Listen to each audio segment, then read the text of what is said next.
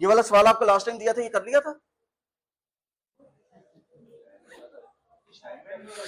है? कर लिया था ये क्लास में, क्लास एक्टिविटी के तौर पे दिया था। Show the total number of hours spent by each male employee on projects from Houston. ठीक है, ऑलराइट जी। सो आज हम ये देखते हैं कि हम जो है वो अपने इन एग्रीगेट फंक्शंस के ऊपर, ये जो हमारे ग्रुपिंग्स हैं, इन ग्रुपिंग्स के ऊपर, इन एग्रीगेट फंक्शंस के ऊपर हम कंडीशंस किस तरह अप्लाई कर सकते हैं। अब हमारे पास दो तरह की कंडीशंस हो सकती हैं। जो कंडीशंस है हमारे पास वो दो तरह की हो सकती हैं। एक कंडीशन हमारे पास होती है कि हमारा जो एग्रीगेट फंक्शन है ना, उसके अंदर कंडीशन लगी हुई हो। जैसा मैंने अभी बात की कि find out the employees who earn more than the highest paid female employ. Condition जो है उसके अंदर एग्रीगेट फंक्शन लगा हुआ, वेयर की क्लॉज के अंदर, जहां पे वेयर आ रहा है, वेयर के अंदर एग्रीगेट फंक्शन आ रहा हो। ठीक है, सो हमारे पास पहला केस क्या है? पहला केस है कंडीशन कंटेन्स एग्रीगेट फंक्शन।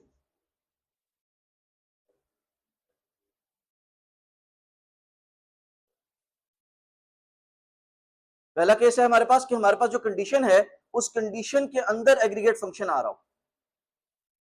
ठीक है, फॉर एग्जांपल मैं कहता हूं जी शो, सॉरी मैं कहता हूं show the names of the employees, the names employees who earn more than the highest paid female employ. अब मैंने एम्प्लॉय जो फीमेल एम्प्लॉय उसका नाम नहीं बताया। आपने खुद फाइंड आउट करना है कौन सा ऐसा एम्प्लॉय है जिसका जेंडर फीमेल हो और उसकी सैलरी जो है, तमाम ऐसे एम्प्लॉइज जिनका जेंडर फीमेल है उसमें मैक्सिमम सैलरी कौन सी है, यह आपने खुद फाइंड आउट करना है। और उसके बाद आपने देखना है कि जितने मेरे पास कंपनी में एम्प्लॉइज हैं उनमें से कौन सा एम्प्लॉय ऐसा है जिसकी क्या है, सैलरी इस सैलरी से ज्यादा है। ठीक है, सो मेरे पास जो कंडीशन है उसके अंदर एग्रीगेट फंक्शन लगा हुआ है। कंडीशन के अंदर एग्रीगेट फंक्शन लगा हुआ है। अगर मैं आपसे कहूं कि मैं इसको दो पार्ट्स में, एक्चुअली ये दो पार्ट्स हैं। पहला पार्ट है कि फाइंड आउट द सैलरी जिसके अंदर हमारे पास हाईएस्ट पेड फीमेल एम्प्लॉय है। तो what is, who is the highest paid female employ?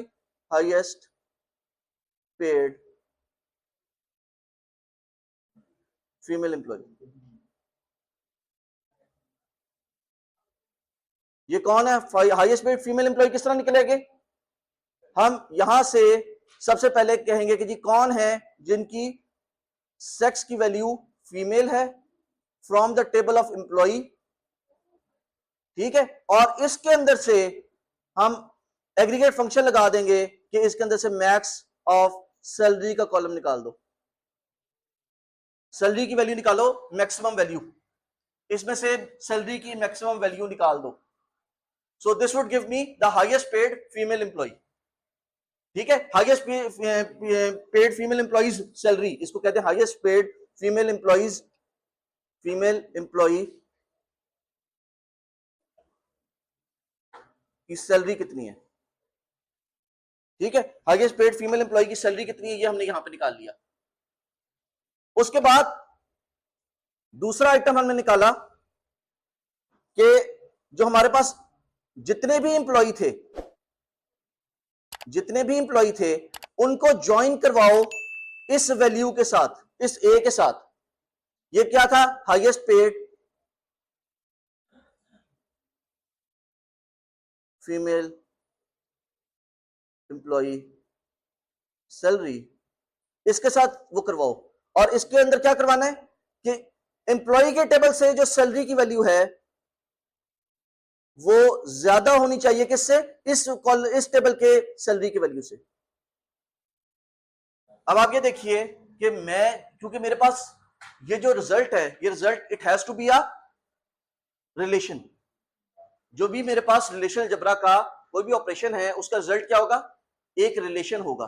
तो मैं रिलेशन को डायरेक्टली इक्वेट नहीं कर सकता, बेशक उस रिलेशन के अंदर एक ही वैल्यू क्यों ना हो, एक सिंगल वैल्यू क्यों ना हो, मैं उसको डायरेक्टली इक्वेट नहीं कर सकता अपने किसी और रिलेशन के कॉलम के साथ। मुझे उस रिलेशन का कॉलम लेना पड़ेगा, मुझे कहना पड़ेगा highest paid female employ salary dot salary का जो कॉलम है वो एम्प्लॉय के सैलरी के कॉलम के साथ उसको मैचिंग करो उसकी, ठीक है जी। और अगर मैं इसको उसमें लिखूं एसक्यूएल में, सो एसक्यूएल में क्या बन जाएगा जी, सिलेक्ट क्या चाहिए मुझे, मैं कहता हूं F name and L name from employee where salary is greater than equal to. अब यहां पे मैं नेस्टेड क्यूरी लगा सकता हूं क्योंकि मुझे डेटा जो है वो सिर्फ एम्प्लॉय के साइड का शो करवाना है, मुझे वो मैक्सिमम सैलरी शो करवाने की जरूरत नहीं है। अगर नेस्टेड सैलरी शो करवानी होती तो फिर मुझे कुछ और करना पड़ता, लेकिन इस केस में मैं नेस्टेड क्यूरी लगा सकता हूं, ठीक है। Where salary is greater than, और यहां पे let's say we do select max of salary from employee where sex equal to female. अगर मैं कहता कि जी मुझे ऐसे एम्प्लॉइज के बारे में इंफॉर्मेशन जो जिनकी ये एम्प्लॉइज ऐसे होने चाहिए जो डिपार्टमेंट नंबर 5 में काम करते हैं, डिपार्टमेंट नंबर 5 में काम करने वाले एम्प्लॉइज में से बताओ कि मैक्सिमम कौन से ऐसे एम्प्लॉइज हैं जिनकी salary maximum female employ salary से ज्यादा है। तो यहां पे एक वेयर आ चुका है, where salary greater than this and department number is equal to 5, ठीक है। अगर जरूरत पड़ती तो मैं यहां पे लिख सकता था let's say and DNO equal to 5 अगर जरूरत होती तो, ठीक है। सो ये देखिए this is a case where मेरी जो एग्रीगेट फंक्शन है उसके ऊपर कंडीशन लगी हुई, वो कंडीशन के अंदर यूज हुआ हुआ है, एग्रीगेट फंक्शन कंडीशन के अंदर यूज हुआ हुआ है। ये बात फॉलो कर रहे हैं? कंडीशन क्या है मेरी कि एम्प्लॉय की सैलरी किसी सैलरी से ज्यादा होनी चाहिए, एम्प्लॉय की सैलरी, ऐसे एम्प्लॉय फाइंड आउट करो जिनकी सैलरी किसी वैल्यू से ज्यादा है। अब किसी वैल्यू जो है वो उसके अंदर एग्रीगेट वैल्यू आ रही है, ठीक है। अगर मैं कहता जी ऐसे एम्प्लॉइज फाइंड आउट करो, ऐसे एम्प्लॉइज के नाम फाइंड आउट करो जिनकी सैलरी 30,000 से ज्यादा है, तो वेयर सैलरी ग्रेटर देन 30,000 आपने लिख देना था। या मैं कहता ऐसे एम्प्लॉइज फाइंड आउट करो जिनकी सैलरी जेनिफर वॉलेस की सैलरी से ज्यादा है, तो आप वहां पे नेस्टेड क्वेरी लगा देते where salary is greater than select salary from employee where F name equal to Jennifer and last L name equal to Wallace, ठीक है। सो मेरी जो वेयर की कंडीशन है उसके अंदर एग्रीगेट वैल्यू आ रही है, तो मैं उसको नेस्टेड क्वेरी के अंदर डाल सकता हूं। ये बात फॉलो कर रहे हैं? एक केस तो हमने ये देखा कि कंडीशन कंटेन्स एग्रीगेट फंक्शन, ये मैंने बात ये की थी DNO इक्वल टू 5 की बात ये की थी कि हो सकता है कि इसके अलावा भी इस एम्प्लॉय के ऊपर कोई कंडीशन लगी हुई हो, इस एम्प्लॉय के ऊपर के जी एम्प्लॉइज जो आपने शो करने हैं, जिन एम्प्लॉइज के नाम आपने शो करने हैं वो डिपार्टमेंट नंबर 5 के होने चाहिए और उनकी सैलरी मैक्सिमम फीमेल एम्प्लॉय की सैलरी से ज्यादा होनी चाहिए, ठीक है। तो फिर इस केस में and department number equal to 5 आ जाएगा, लेकिन वो ये बताने के लिए कि एंड कहां पे आ रहा है कि वो ब्रैकेट से बाहर आएगा, ठीक है, इसलिए ये वो किया।